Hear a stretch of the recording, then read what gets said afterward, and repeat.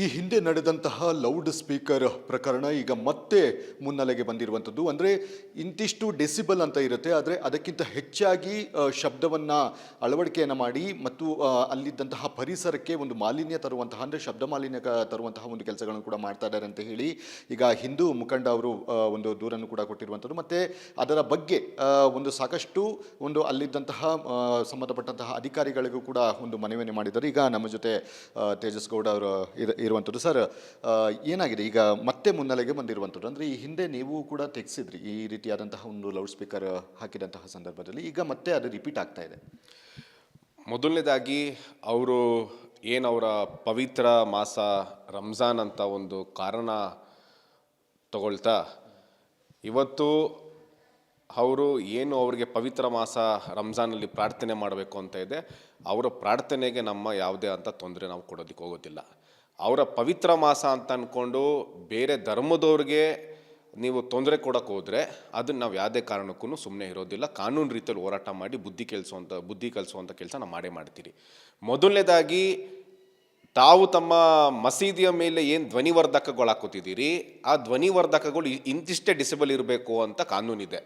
ಆ ಕಾನೂನನ್ನ ಪಾಲನೆ ಮಾಡ್ತಿದ್ದೀರಾ ಅಂತ ಅಂದ್ಬಿಟ್ಟು ಆಯಾ ಇಲಾಖೆಯ ಸಂಬಂಧಪಟ್ಟ ಅಧಿಕಾರಿಗಳು ತಿಂಗಳಿಗೊಂದ್ಸತಿ ಹೋಗಿ ಅದನ್ನು ಚೆಕ್ ಮಾಡುವಂಥ ವ್ಯವಸ್ಥೆ ಇದೆ. ಅದನ್ನು ಮಾಡಬೇಕು. ಆದರೆ ಇನ್ನೋವರೆಗೂ ಕೂಡ ಆ ವ್ಯವಸ್ಥೆ, ಆ ಅಧಿಕಾರಿಗಳು ಇನ್ನೋವರೆಗೂ ಅದು ಮಾಡಿಲ್ಲ. ಬಹುಶಃ ಆ ಅಧಿಕಾರಿಗಳಿಗೆ ಏನಾದರೂ ಬಿರಿಯಾನಿ ಆಮೇಶ ಒಟ್ಬಿಟ್ಟು ಬಿರಿಯಾನಿ ತಿನ್ಕೊಂಡು ಸುಮ್ಮನೆ ಇದ್ದಾರೆ ಅಂತ ನನಗಂತೂ ಗೊತ್ತಿಲ್ಲ. ಎರಡನೇದು, ನಿಮಗೆ ಖಾಸಗಿ ಬಿಲ್ಡಿಂಗ್ಗಳ ಮೇಲೆ ಇವರು ಧ್ವನಿವರ್ಧಕಗಳನ್ನ ಅಳವಡಿಸ್ಕೊಂಡು ಆಗೋ ಸಂದರ್ಭದಲ್ಲಿ ಆ ಖಾಸಗಿ ಬಿಲ್ಡಿಂಗ್ ಮೇಲೆ ಇರುವಂಥ ಧ್ವನಿವರ್ಧಕಗಳ ಮುಖಾಂತರ ನೀವು ಶಬ್ದ ಮಾಲಿನ್ಯ ಮಾಡ್ತಿದ್ದೀರಿ. ಯಾವ ಉದ್ದೇಶಕ್ಕೋಸ್ಕರ ನೀವು ಇದನ್ನು ಮಾಡುತ್ತಿದ್ದೀರಿ? ನೀವು ಖಾಸಗಿ ಬಿಲ್ಡಿಂಗ್ ಮೇಲೆ ನೀವು ಧ್ವನಿವರ್ಧಕಗಳನ್ನ ಹಾಕ್ತಿದ್ದೀರಾ ಅಂತಂದರೆ ತಮ್ಮ ಉದ್ದೇಶ ಏನಿದೆ ಅಂದರೆ, ಅವರ ಉದ್ದೇಶ ತುಂಬ ಸ್ಪಷ್ಟವಾಗಿದೆ.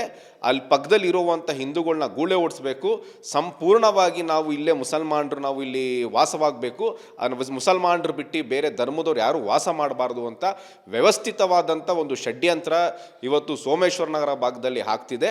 ಇದು ಸಂಬಂಧಪಟ್ಟ ಅಧಿಕಾರಿಗಳಿಗೂ ಕೂಡ ನಾವು ದೂರನ್ನು ಸಹ ಕೊಟ್ಟಿದ್ದೀರಿ, ಗಮನ ಕೂಡ ಹೇಳಿದ್ದೀರಿ. ಇದು ತುಂಬ ವಿಪರೀತವಾಗಿದೆ, ದಯವಿಟ್ಟು ಅದನ್ನು ತಾವು ತೆಗೆಸಬೇಕು, ಇಲ್ಲವ ಅದನ್ನು ಹೋರಾಟ ಮಾಡ್ತೀರಿ ಅಂತ ಕೂಡ ನಾನು ಸಂಬಂಧಪಟ್ಟ ಅಧಿಕಾರಿಗಳು ಹೇಳಿದ್ದೀನಿ. ಇನ್ನೂ ಒಂದು ನಾನು ನೇರ ಎಚ್ಚರಿಕೆ ಕೊಡೋಕೆ ಇಷ್ಟಪಡ್ತೀನಿ. ಏನು ಅಂತಂತಂದರೆ, ಧ್ವನಿವರ್ಧಕದ ಡೆಸಿಬಲ್ ಮೀರೋ ಸಂದರ್ಭದಲ್ಲಿ ತಾವು ತಮ್ಮ ಮಸೀದಿಯ ಮೇಲೆ ಇಟ್ಟಂಥ ಧ್ವನಿವರ್ಧಕಗಳು ಸೌಂಡ್ ಅತಿ ಹೆಚ್ಚಾದಾಗ ತಮ್ಮ ಮಸೀದಿಯ ಮೇಲೆ ಇದ್ದಂಥ ಧ್ವನಿವರ್ಧಕಗಳನ್ನೇ ತೆಗೆಸಂಥ ತಂಡ ನಮ್ಮದು. ಇವತ್ತು ನೀವು ಖಾಸಗಿ ಬಿಲ್ಡಿಂಗ್ಗಳ ಮೇಲೆ ಧ್ವನಿವರ್ಧಕ ಹಾಕಿದ್ದೀರಿ, ಏನು ಬೇಕಾದ್ರೂ ಮಾಡ್ಬೋದು ಅಂತ ತಮಗೇನಾದರೂ ಆಸೆ ಆಕಾಂಕ್ಷೆಗಳಿದ್ರೆ ದಯವಿಟ್ಟು ಅದನ್ನ ಇಲ್ಲೇ ಬಿಟ್ಬಿಡಿ.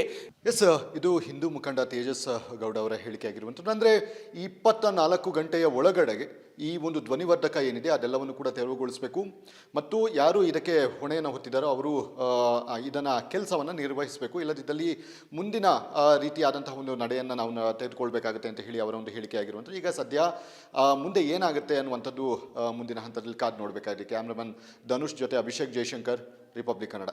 ಈ ಹಿಂದೆ ನಡೆದಂತಹ ಲೌಡ್ ಸ್ಪೀಕರ್ ಪ್ರಕರಣ ಈಗ ಮತ್ತೆ ಮುನ್ನೆಲೆಗೆ ಬಂದಿರುವಂಥದ್ದು. ಅಂದರೆ ಇಂತಿಷ್ಟು ಡೆಸಿಬಲ್ ಅಂತ ಇರುತ್ತೆ, ಆದರೆ ಅದಕ್ಕಿಂತ ಹೆಚ್ಚಾಗಿ ಶಬ್ದವನ್ನು ಅಳವಡಿಕೆಯನ್ನು ಮಾಡಿ ಮತ್ತು ಅಲ್ಲಿದ್ದಂತಹ ಪರಿಸರಕ್ಕೆ ಒಂದು ಮಾಲಿನ್ಯ ತರುವಂತಹ, ಅಂದರೆ ಶಬ್ದ ಮಾಲಿನ್ಯ ತರುವಂತಹ ಒಂದು ಕೆಲಸಗಳನ್ನು ಕೂಡ ಮಾಡ್ತಾ ಇದ್ದಾರೆ ಅಂತ ಹೇಳಿ ಈಗ ಹಿಂದೂ ಮುಖಂಡ ಅವರು ಒಂದು ದೂರನ್ನು ಕೂಡ ಕೊಟ್ಟಿರುವಂಥದ್ದು. ಮತ್ತು ಅದರ ಬಗ್ಗೆ ಒಂದು ಸಾಕಷ್ಟು ಅಲ್ಲಿದ್ದಂತಹ ಸಂಬಂಧಪಟ್ಟಂತಹ ಅಧಿಕಾರಿಗಳಿಗೂ ಕೂಡ ಒಂದು ಮನವಿಯನ್ನು ಮಾಡಿದ್ದಾರೆ. ಈಗ ನಮ್ಮ ಜೊತೆ ತೇಜಸ್ ಗೌಡ ಅವರು ಇರುವಂಥದ್ದು. ಸರ್, ಏನಾಗಿದೆ ಈಗ ಮತ್ತೆ ಮುನ್ನೆಲೆಗೆ ಬಂದಿರುವಂಥದ್ದು? ಅಂದರೆ ಈ ಹಿಂದೆ ನೀವು ಕೂಡ ತೆಗೆಸಿದ್ರಿ ಈ ರೀತಿಯಾದಂತಹ ಒಂದು ಲೌಡ್ ಸ್ಪೀಕರ್ ಹಾಕಿದಂತಹ ಸಂದರ್ಭದಲ್ಲಿ, ಈಗ ಮತ್ತೆ ಅದು ರಿಪೀಟ್ ಆಗ್ತಾ ಇದೆ. ಮೊದಲನೇದಾಗಿ ಅವರು ಅವರ ಪವಿತ್ರ ಮಾಸ ರಂಜಾನ್ ಅಂತ ಒಂದು ಕಾರಣ ತಗೊಳ್ತಾ ಇವತ್ತು ಅವರು ಅವ್ರಿಗೆ ಪವಿತ್ರ ಮಾಸ ರಂಜಾನಲ್ಲಿ ಪ್ರಾರ್ಥನೆ ಮಾಡಬೇಕು ಅಂತ ಇದೆ. ಅವರ ಪ್ರಾರ್ಥನೆಗೆ ನಮ್ಮ ಯಾವುದೇ ಅಂತ ತೊಂದರೆ ನಾವು ಕೊಡೋದಕ್ಕೆ ಹೋಗೋದಿಲ್ಲ. ಅವರ ಪವಿತ್ರ ಮಾಸ ಅಂತ ಅಂದ್ಕೊಂಡು ಬೇರೆ ಧರ್ಮದವ್ರಿಗೆ ನೀವು ತೊಂದರೆ ಕೊಡೋಕೆ ಹೋದರೆ ಅದನ್ನು ನಾವು ಯಾವುದೇ ಕಾರಣಕ್ಕೂ ಸುಮ್ಮನೆ ಇರೋದಿಲ್ಲ. ಕಾನೂನು ರೀತಿಯಲ್ಲಿ ಹೋರಾಟ ಮಾಡಿ ಬುದ್ಧಿ ಕಲಿಸುವಂಥ ಕೆಲಸ ನಾವು ಮಾಡ್ತೀರಿ.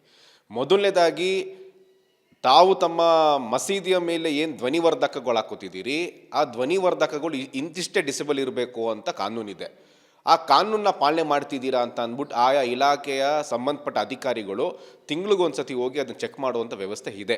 ಅದನ್ನು ಮಾಡಬೇಕು. ಆದರೆ ಇನ್ನೋವರೆಗೂ ಕೂಡ ಆ ವ್ಯವಸ್ಥೆ ಆ ಅಧಿಕಾರಿಗಳು ಇನ್ನೋವರೆಗೂ ಅದು ಮಾಡಿಲ್ಲ. ಬಹುಶಃ ಆ ಅಧಿಕಾರಿಗಳ್ಗೇನಾದರೂ ಬಿರಿಯಾನಿ ಆಮಿಷ ಒಟ್ಬಿಟ್ಟು ಬಿರಿಯಾನಿ ತಿನ್ಕೊಂಡು ಸುಮ್ಮನೆ ಇದ್ದಾರೆ ಅಂತ ನನಗಂತೂ ಗೊತ್ತಿಲ್ಲ. ಎರಡನೇದು, ನಿಮಗೆ ಖಾಸಗಿ ಬಿಲ್ಡಿಂಗ್ಗಳ ಮೇಲೆ ಇವರು ಧ್ವನಿವರ್ಧಕಗಳನ್ನ ಅಳವಡಿಸ್ಕೊಂಡು ಅಜಾ ಆಗೋ ಸಂದರ್ಭದಲ್ಲಿ ಆ ಖಾಸಗಿ ಬಿಲ್ಡಿಂಗ್ ಮೇಲೆ ಇರುವಂಥ ಧ್ವನಿವರ್ಧಕಗಳ ಮುಖಾಂತರ ನೀವು ಶಬ್ದ ಮಾಲಿನ್ಯ ಮಾಡ್ತಿದ್ದೀರಿ. ಯಾವ ಉದ್ದೇಶಕ್ಕೋಸ್ಕರ ನೀವು ಇದನ್ನು ಮಾಡ್ತಿದ್ದೀರಿ? ನೀವು ಖಾಸಗಿ ಬಿಲ್ಡಿಂಗ್ ಮೇಲೆ ನೀವು ಧ್ವನಿವರ್ಧಕಗಳನ್ನ ಹಾಕ್ತಿದ್ದೀರಾ ಅಂತಂದರೆ ತಮ್ಮ ಉದ್ದೇಶ ಏನಿದೆ? ಅಂದರೆ ಅವರ ಉದ್ದೇಶ ತುಂಬ ಸ್ಪಷ್ಟವಾಗಿದೆ.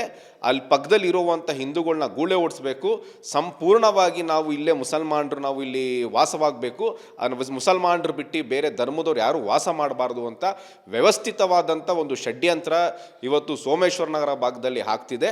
ಇದು ಸಂಬಂಧಪಟ್ಟ ಅಧಿಕಾರಿಗಳಿಗೂ ಕೂಡ ನಾವು ಇದು ದೂರನ್ನು ಸಹ ಕೊಟ್ಟಿದ್ದೀರಿ, ಗಮನ ಕೂಡ ಹೇಳಿದ್ದೀರಿ.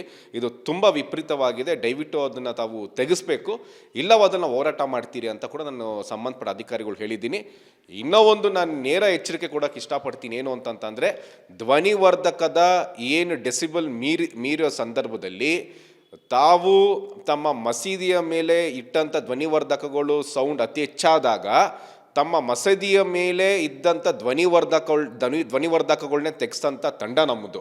ಇವತ್ತು ನೀವು ಖಾಸಗಿ ಬಿಲ್ಡಿಂಗ್ಗಳ ಮೇಲೆ ಧ್ವನಿವರ್ಧಕ ಹಾಕಿದ್ದೀರಿ, ಏನು ಬೇಕಾದ್ರೂ ಮಾಡ್ಬೋದು ಅಂತ ತಮಗೇನಾದರೂ ಆಸೆ ಆಕಾಂಕ್ಷೆಗಳಿದ್ರೆ ದಯವಿಟ್ಟು ಅದನ್ನ ಇಲ್ಲೇ ಬಿಟ್ಬಿಡಿ. ಎಸ್, ಇದು ಹಿಂದೂ ಮುಖಂಡ ತೇಜಸ್ ಗೌಡ ಅವರ ಹೇಳಿಕೆ ಆಗಿರುವಂಥದ್ದು. ಅಂದರೆ 24 ಗಂಟೆಯ ಒಳಗಡೆಗೆ ಈ ಒಂದು ಧ್ವನಿವರ್ಧಕ ಏನಿದೆ ಅದೆಲ್ಲವನ್ನು ಕೂಡ ತೆರವುಗೊಳಿಸಬೇಕು ಮತ್ತು ಯಾರು ಇದಕ್ಕೆ ಹೊಣೆಯನ್ನು ಹೊತ್ತಿದ್ದಾರೋ ಅವರು ಇದನ್ನು ಕೆಲಸವನ್ನು ನಿರ್ವಹಿಸಬೇಕು. ಇಲ್ಲದಿದ್ದಲ್ಲಿ ಮುಂದಿನ ರೀತಿಯಾದಂತಹ ಒಂದು ನಡೆಯನ್ನು ನಾವು ತೆಗೆದುಕೊಳ್ಬೇಕಾಗುತ್ತೆ ಅಂತ ಹೇಳಿ ಅವರ ಒಂದು ಹೇಳಿಕೆ ಆಗಿರುವಂಥದ್ದು. ಈಗ ಸದ್ಯ ಮುಂದೆ ಏನಾಗುತ್ತೆ ಅನ್ನುವಂಥದ್ದು ಮುಂದಿನ ಹಂತದಲ್ಲಿ ಕಾದು ನೋಡಬೇಕಾಗಿದೆ. ಕ್ಯಾಮ್ರಾಮನ್ ಧನುಷ್ ಜೊತೆ ಅಭಿಷೇಕ್ ಜಯಶಂಕರ್, ರಿಪಬ್ಲಿಕ್ ಕನ್ನಡ.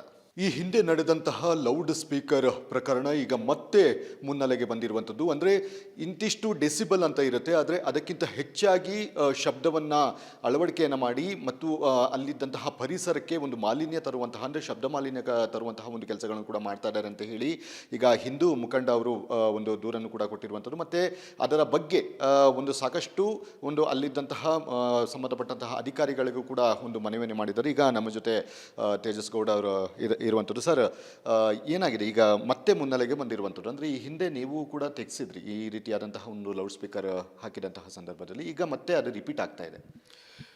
ಮೊದಲನೇದಾಗಿ ಅವರು ಅವರ ಪವಿತ್ರ ಮಾಸ ರಂಜಾನ್ ಅಂತ ಒಂದು ಕಾರಣ ತಗೊಳ್ತಾ ಇವತ್ತು ಅವರು ಅವ್ರಿಗೆ ಪವಿತ್ರ ಮಾಸ ರಂಜಾನಲ್ಲಿ ಪ್ರಾರ್ಥನೆ ಮಾಡಬೇಕು ಅಂತ ಇದೆ. ಅವರ ಪ್ರಾರ್ಥನೆಗೆ ನಮ್ಮ ಯಾವುದೇ ಅಂತ ತೊಂದರೆ ನಾವು ಕೊಡೋದಕ್ಕೆ ಹೋಗೋದಿಲ್ಲ. ಅವರ ಪವಿತ್ರ ಮಾಸ ಅಂತ ಅಂದ್ಕೊಂಡು ಬೇರೆ ಧರ್ಮದವ್ರಿಗೆ ನೀವು ತೊಂದರೆ ಕೊಡೋಕೆ ಹೋದರೆ ಅದನ್ನು ನಾವು ಯಾವುದೇ ಕಾರಣಕ್ಕೂ ಸುಮ್ಮನೆ ಇರೋದಿಲ್ಲ. ಕಾನೂನು ರೀತಿಯಲ್ಲಿ ಹೋರಾಟ ಮಾಡಿ ಬುದ್ಧಿ ಕಲಿಸುವಂಥ ಕೆಲಸ ನಾವು ಮಾಡೇ ಮಾಡ್ತೀರಿ. ಮೊದಲನೇದಾಗಿ ತಾವು ತಮ್ಮ ಮಸೀದಿಯ ಮೇಲೆ ಏನು ಧ್ವನಿವರ್ಧಕಗಳು ಹಾಕೋತಿದ್ದೀರಿ, ಆ ಧ್ವನಿವರ್ಧಕಗಳು ಇಂತಿಷ್ಟೇ ಡಿಸೆಬಲ್ ಇರಬೇಕು ಅಂತ ಕಾನೂನಿದೆ. ಆ ಕಾನೂನನ್ನ ಪಾಲನೆ ಮಾಡ್ತಿದ್ದೀರಾ ಅಂತ ಅಂದ್ಬಿಟ್ಟು ಆಯಾ ಇಲಾಖೆಯ ಸಂಬಂಧಪಟ್ಟ ಅಧಿಕಾರಿಗಳು ತಿಂಗಳಿಗೊಂದ್ಸತಿ ಹೋಗಿ ಅದನ್ನು ಚೆಕ್ ಮಾಡುವಂಥ ವ್ಯವಸ್ಥೆ ಇದೆ. ಅದನ್ನು ಮಾಡಬೇಕು. ಆದರೆ ಇನ್ನೋವರೆಗೂ ಕೂಡ ಆ ವ್ಯವಸ್ಥೆ ಆ ಅಧಿಕಾರಿಗಳು ಇನ್ನೋವರೆಗೂ ಅದು ಮಾಡಿಲ್ಲ. ಬಹುಶಃ ಆ ಅಧಿಕಾರಿಗಳ್ಗೇನಾದರೂ ಬಿರಿಯಾನಿ ಆಮಿಷ ಒಟ್ಬಿಟ್ಟು ಬಿರಿಯಾನಿ ತಿನ್ಕೊಂಡು ಸುಮ್ಮನೆ ಇದ್ದಾರೆ ಅಂತ ನನಗಂತೂ ಗೊತ್ತಿಲ್ಲ. ಎರಡನೇದು, ನಿಮಗೆ ಖಾಸಗಿ ಬಿಲ್ಡಿಂಗ್ಗಳ ಮೇಲೆ ಇವರು ಧ್ವನಿವರ್ಧಕಗಳನ್ನ ಅಳವಡಿಸ್ಕೊಂಡು ಅಜಾ ಆಗೋ ಸಂದರ್ಭದಲ್ಲಿ ಆ ಖಾಸಗಿ ಬಿಲ್ಡಿಂಗ್ ಮೇಲೆ ಇರುವಂಥ ಧ್ವನಿವರ್ಧಕಗಳ ಮುಖಾಂತರ ನೀವು ಶಬ್ದ ಮಾಲಿನ್ಯ ಮಾಡ್ತಿದ್ದೀರಿ. ಯಾವ ಉದ್ದೇಶಕ್ಕೋಸ್ಕರ ನೀವು ಇದನ್ನು ಮಾಡ್ತಿದ್ದೀರಿ? ನೀವು ಖಾಸಗಿ ಬಿಲ್ಡಿಂಗ್ ಮೇಲೆ ನೀವು ಧ್ವನಿವರ್ಧಕಗಳನ್ನ ಹಾಕ್ತಿದ್ದೀರಾ ಅಂತಂದರೆ ತಮ್ಮ ಉದ್ದೇಶ ಏನಿದೆ? ಅಂದರೆ ಅವರ ಉದ್ದೇಶ ತುಂಬ ಸ್ಪಷ್ಟವಾಗಿದೆ. ಅಲ್ಲಿ ಪಕ್ಕದಲ್ಲಿ ಇರುವಂಥ ಹಿಂದೂಗಳನ್ನ ಗೂಳೆ ಓಡಿಸ್ಬೇಕು, ಸಂಪೂರ್ಣವಾಗಿ ನಾವು ಇಲ್ಲೇ ಮುಸಲ್ಮಾನರು ನಾವು ಇಲ್ಲಿ ವಾಸವಾಗಬೇಕು, ಮುಸಲ್ಮಾನರು ಬಿಟ್ಟು ಬೇರೆ ಧರ್ಮದವ್ರು ಯಾರು ವಾಸ ಮಾಡಬಾರ್ದು ಅಂತ ವ್ಯವಸ್ಥಿತವಾದಂಥ ಒಂದು ಷಡ್ಯಂತ್ರ ಇವತ್ತು ಸೋಮೇಶ್ವರ ನಗರ ಭಾಗದಲ್ಲಿ ಆಗ್ತಿದೆ. ಇದು ಸಂಬಂಧಪಟ್ಟ ಅಧಿಕಾರಿಗಳಿಗೂ ಕೂಡ ನಾವು ದೂರನ್ನು ಸಹ ಕೊಟ್ಟಿದ್ದೀರಿ, ಗಮನ ಕೂಡ ಹೇಳಿದ್ದೀರಿ.